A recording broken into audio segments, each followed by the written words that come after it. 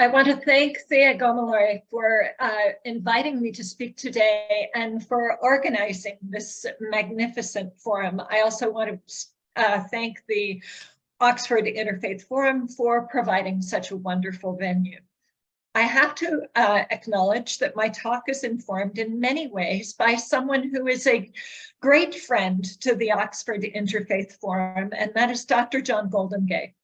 And Dr. Goldingay was my Old Testament professor at Fuller Seminary.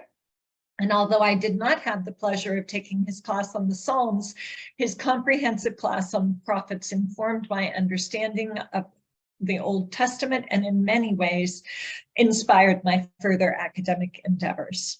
I am indebted to him and am extremely honored to be speaking in a forum that he is so closely associated with. I want to reflect a little bit about Psalm 42 before we launch into a discussion of Julian of Norwich. And Psalm 42 and 43 are typically read together. I'm focusing on Psalm 42 for reasons that will become apparent in the later part of the lecture.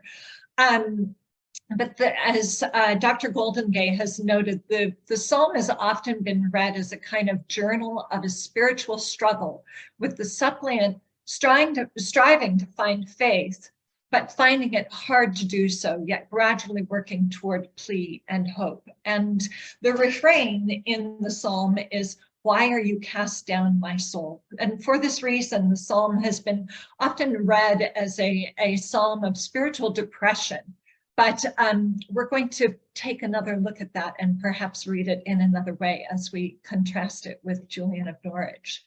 So I want to turn and read a passage from Julian, but first I realize that many of you may not be familiar with Julian of Norwich, so I'm happy to fill you in. Julian, her dates are 1343 to 1416. She was an English Christian mystic and theologian. Of course, she's from Norwich, England, and she experienced what we would now call an NDE, a near-death experience at the age of 30 and a half. And during that 3-day period where she was hovering between life and death, she was granted 16 visions. And her visions are of Christ on the cross. She actually had one beautiful vision where she sees all of creation in the palm of her hand.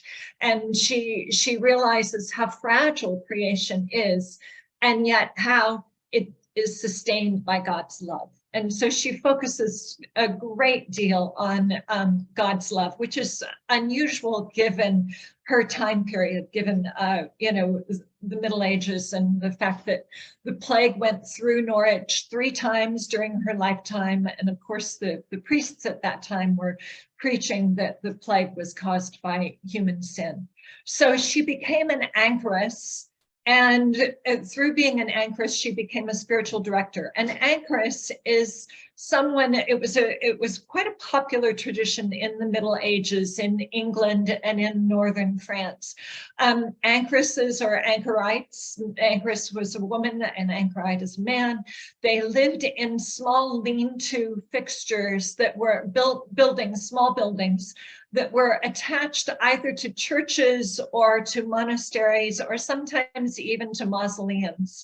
And in that, there was a sense of them being isolated from the world. And so Julian was quite isolated from the world. In fact, they talk about anchoresses being walled up into these small anchor holds or anchorages that they lived in.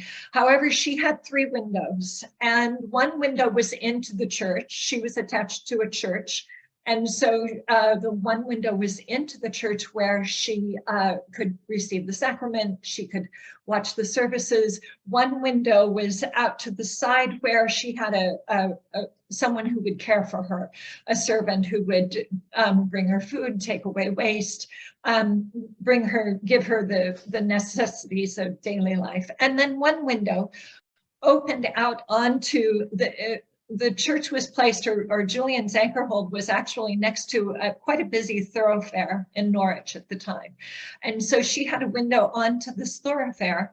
And this is how she really became a spiritual director, as people would pass by and they would stop at her window and talk to her and tell her things that they wouldn't necessarily say to a priest, or they wouldn't necessarily, they could talk to her about spiritual things and try and seek discernment of spiritual issues. And that was very important in the Middle Ages.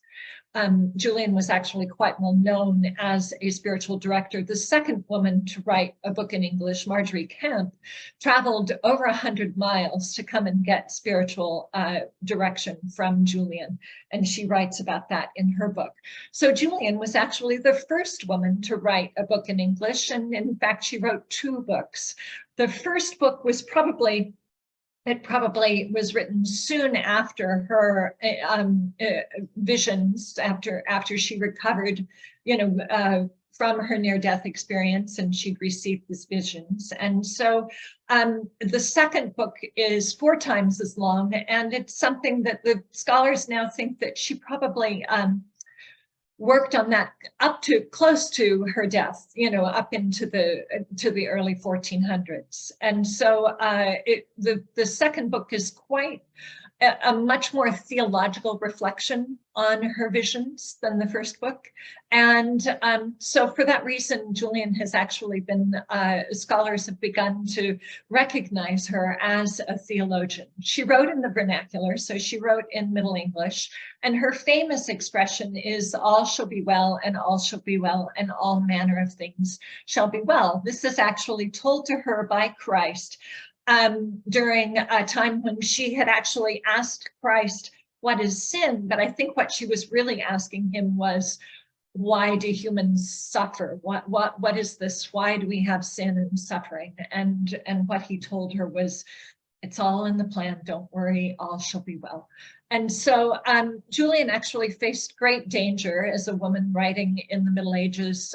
During this time, there were laws passed in England that if you didn't have prior approval from the deans at either Oxford or Cambridge, and you were writing about theology in the vernacular, in English, then you could actually be burned at the stake. So and she was doing that. So she braved those laws, yet her manuscripts remained mostly secret until about the 1600s. And so you can see, I've got a couple of pictures of the different medieval manuscripts. So the passage that I'm really interested in connection with Psalm 42 is this passage, and I've abbreviated it a little bit, but bear with me, I'll read it.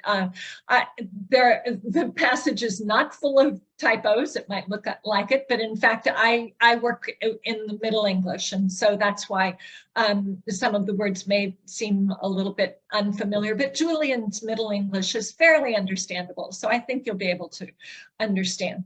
So one time my understanding was led down into the sea ground, and there saw I hills and dales green, seeming as if it were moss begrown with rake, so maybe a shipwreck, and gravel. Then I understood thus, that if a man or woman were there under the broad water, and he might have sight of God, so as God is with a man continually, he should be safe in soul and body and take no harm. And overpassing, we'll play on words there, overpassing, moreover, he should have more solace and comfort than all this world may or can tell. So I think what Julian is doing here is she's reflecting on a time when she saw so clearly that her connection with God could keep her safe. And it's a rather extraordinary time, especially when we're accustomed to seeing people underwater and they have scuba gear, or they have, they're in a submarine or some kind of apparatus that keeps them safe, even though they're on the seafloor. In Julian's time, you would not necessarily be so safe on the seafloor because there were no apparatuses to keep you safe. But Julian sees that God keeps her safe. So this is quite a contrast, though, to just the paragraph before, where Julian she's trying to recall her vision of Christ's face. And so this is only her second vision. And you can imagine, here she is, she's received these visions. She's beginning to think of herself as a visionary. And yet she has a vision that is dark, it's dim, she can barely make it out. And as a result, this really throws her into a time of mourning and dreadful longing. She feels absolutely separated from God. She ultimately compares this dim vision to the image on Veronica's veil. Many of you probably know the story of Veronica. She was on the Christ passed her as he was carrying his cross. She offered this is a tradition in the church that Veronica offered him a veil, a cloth to wipe his face because he was sweating, and the image of Christ's face was imprinted onto the veil. And this was a very popular story. It was a very popular relic during the Middle Ages. In fact, it was said that once a year the Vatican would bring this veil out, and that pilgrims, medieval pilgrims, could go and visit the veil. And but I offer this vision this image to show that this is how dim Julian's vision was, and she was quite disconsolate over that. And so now I'm turning to actually, before I turn to the Vulgate, I want to say that then, taking Psalm 42 and Julian together, this talk is really a story about faith that is lost and found, that's challenged and regained, and how these two spiritual writers from very disparate cultures and locations, separated by centuries, struggled with their faith, and yet through an interesting similarity that we'll get to, found enough faith to go on and to continue choosing God. So before I go on, though, I want to make an interesting detour into the Psalm 41.8 of the Vulgate, which is actually Psalm 42 in our in the Bible that we currently use. And this little detour is inspired by a lecture that I saw Dr. Bernard McGinn give at Villanova in 2014. Dr. McGinn, for those who don't know, is the American Roman Catholic theologian and scholar of spirituality. He's a specialist in medieval mysticism, and he's widely regarded as the preeminent scholar of mysticism in the Western Christian tradition. And so my interest in Psalm 42 was inspired by this lecture that he gave at Villanova, entitled Lost in the Abyss, Abyss Language in Christian Mysticism. And so I know it's confusing because we're looking at Psalm 42 and Dr. McGinn is looking at Psalm 41, but it's the same psalm, it's just the Vulgate had a different numbering system. So in particular, Dr. McGinn focused on Psalm 41.8, which is in Latin, abyssus abyssum invocat. I should add that, of course, the Vulgate is the Latin translation of the Bible. It was translated from the Greek Septuagint, so it was quite removed from the original documents, but it retains much of the sense of at least in this psalm, it retains much of the sense of our Psalm 42. So Dr. McGinn noted that this particular passage was a touchstone for many Christian mystics. In fact, the 13th century mystics, including the Cistercian Beatrice of Nazareth, the Beguine mystic Hadwig of Antwerp, and the Marguerite Porete, the French mystic, she was also a Beguine, and the Italian Franciscan tertiary Angela Foligno used the abyss language of Psalm 42 to express the deep love of God in communication with the deep longing for God within humanity. So as you can see from this slide, Hodvich uses water or ocean imagery to describe the two abysses, and clearly envisions dual abysses that commune with each other. And the one abyss is her beloved, who is God, and the other abyss is her soul, a bottomless soul. And so there's a sense of abyssal equality between God and the soul in Hodvich. Now, Dr. McGinn makes clear that the German mystics also used this abyss language, but of course they were translating. Hodvich actually wrote in Middle Dutch, but she also clearly read Latin. For the German mystics that I'm going to talk about, Ruysbroeck, Suso, and Thaler, they actually wrote in Middle German, but they were clearly translating from the Vulgate again. So not all of the women read Latin. For instance, Julian of Norwich did not read Latin, but of course the men would have read Latin, and so they're translating from the Vulgate. And so these three German mystics were clearly inspired by Meister Eckhart's use of the word ground and his Grund mysticism. And so Eckhart would use this idea of the ground as God is the ground of our being. God grounds us in everything. And so the German mystics, who are roughly Julian's contemporaries, were inspired by Meister Eckhart's ground mysticism. And so their texts are just full of this abyss language. But of course, when they translate the Abyssus into German, the word is Abgrund. And so we'll see that with Thaler when we turn to Thaler. But then Suso was another German mystic who was expressing this personal relationship between the two abysses, the two Abgrunds. And there was a fervent prayer. Suso actually adopted this idea of God as the abyss to such an extent that he prayed and said, "Oh, endless abyss, come to my aid. Oh, endless Abgrund, come to my aid."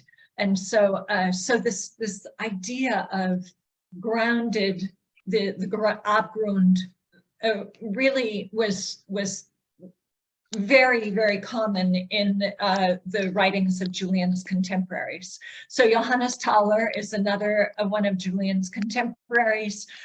He was the first to interpret Psalm 41:8 as describing a reciprocal yearning of love between a divine abyss and a human abyss.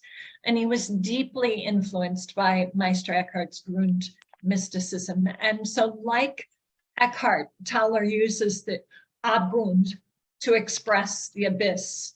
And his sermons were just replete with abyss language. And so I'd like to credit Reinhardt, who helped me with the translation here.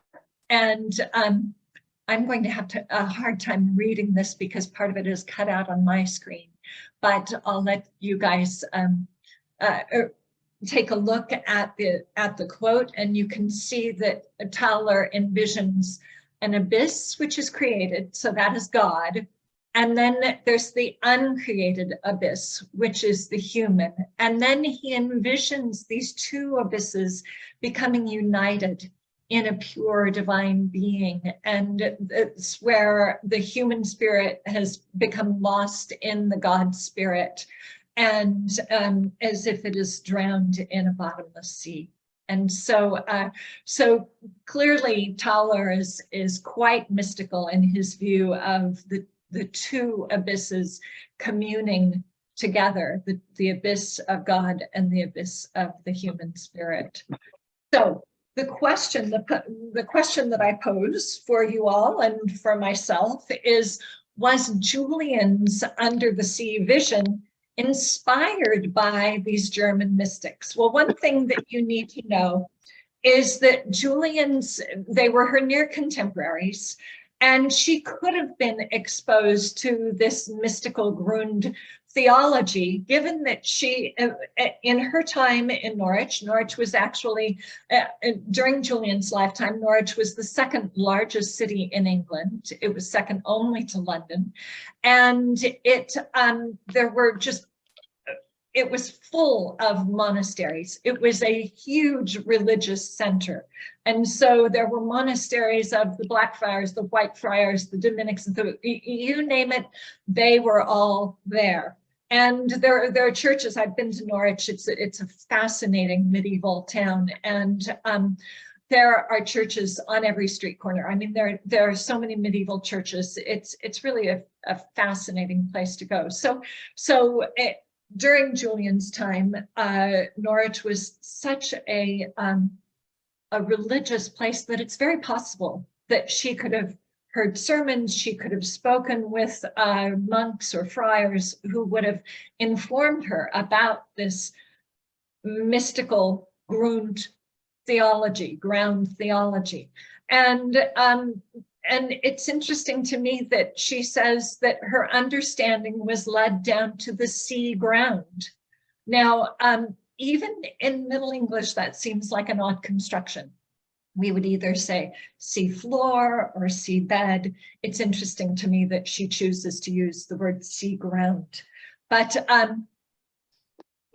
even if she was not inspired by the mystical interpretation and the fascination with Psalm 42 among the other mystics, there are interesting similarities between the two texts that I would like to draw out that I think it's worthy of considering.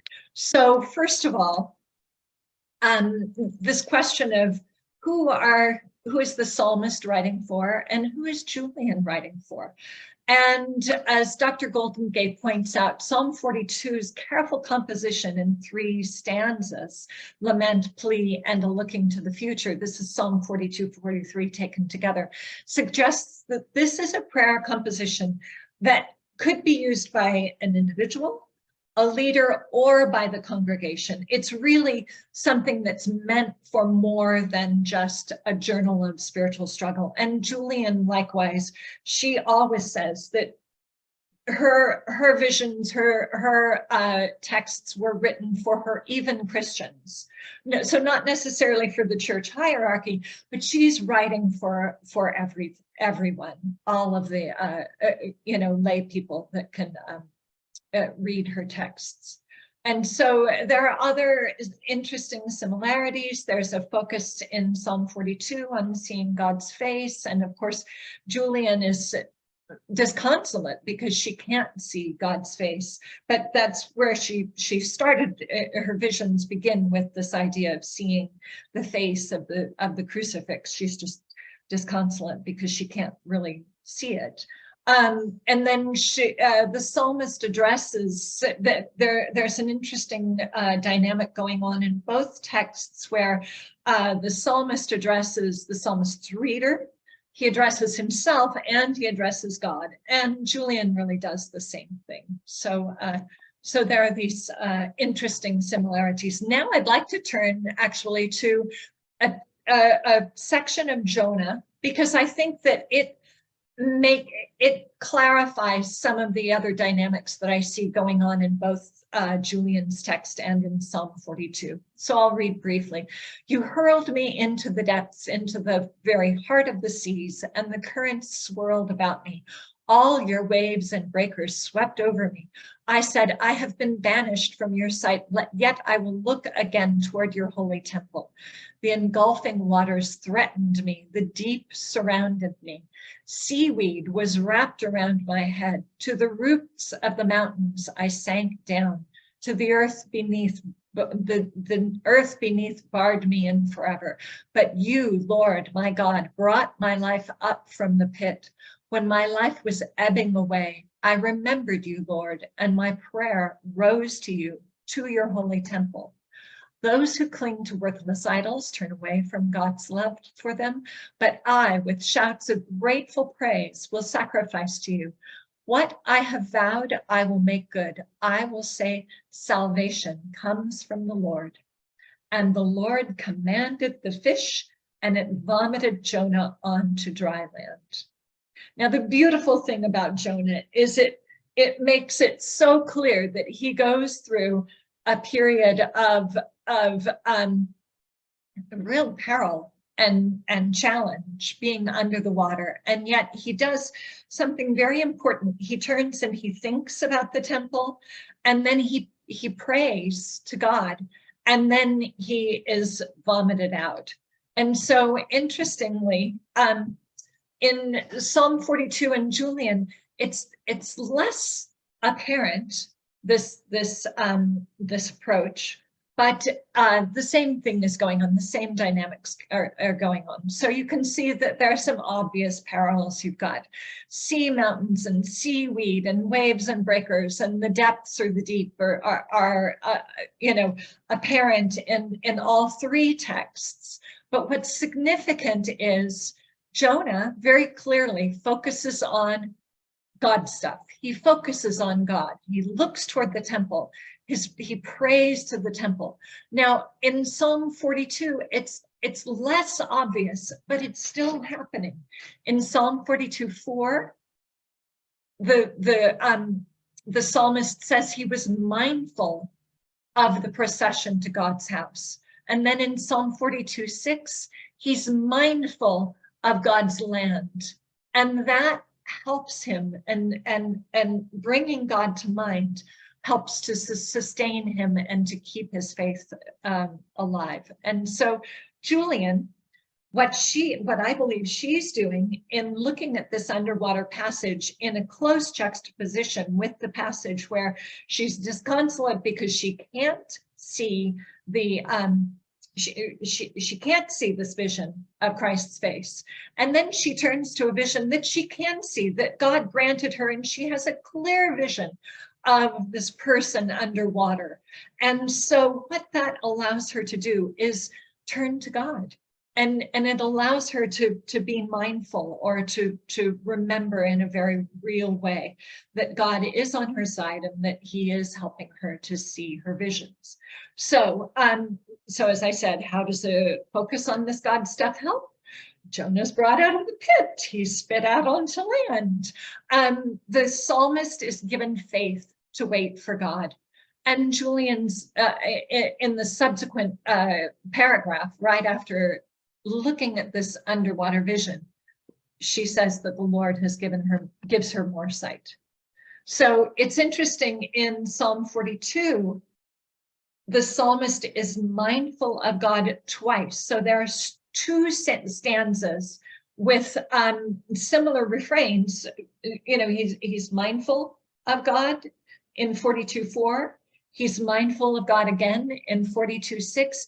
Yet both of these stanzas are ended with, they result in the refrain of, "Why are you cast down, my soul?" So even though the psalmist turns his mind to God, he still goes back into depression. And so what is that about? And so I think that Julian would say that she learns that God will be seen, and he will be sought, and he will be waited for, and he will be trusted. And so this vision, not the vision of the underwater vision that she saw so clearly, but the vision that she couldn't see clearly, was teaching her that the continual seeking of God fully pleases God. It pleases him very, very greatly. And so you actually can see that in Psalm 43, Psalm 42 is paired with Psalm 43. And in Psalm 43, you see that the suppliant ultimately can live better, because even though this refrain is apparent again in Psalm 43, this why have you, why are you so cast down, my soul? Dr. Goldingay makes clear that even though there's no resolution in Psalm 42, and Psalm 43 moves toward a resolution, but it's not perfect, but it's because it's not the perfect form of deliverance that the psalmist is hoping for.